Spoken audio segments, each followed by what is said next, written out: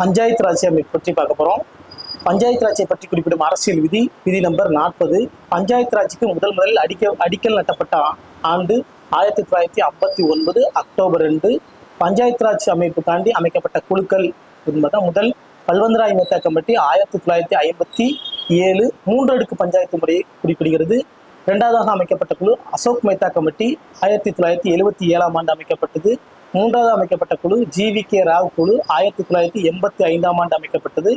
நான்காவது குழு LM Singhvi committee 1986 ஆண்டு அமைக்கப்பட்டது. 73 மற்றும் 74 அரசியலமைப்பு சட்டத்தை பயன்படுத்தி நகராட்சி மற்றும் பஞ்சாயத்து அமைப்புகளை கொண்டு வர காரணமாக இருந்த குழு LM சிங்வி கமிட்டி அப்படின்னு சொல்லுவாங்க.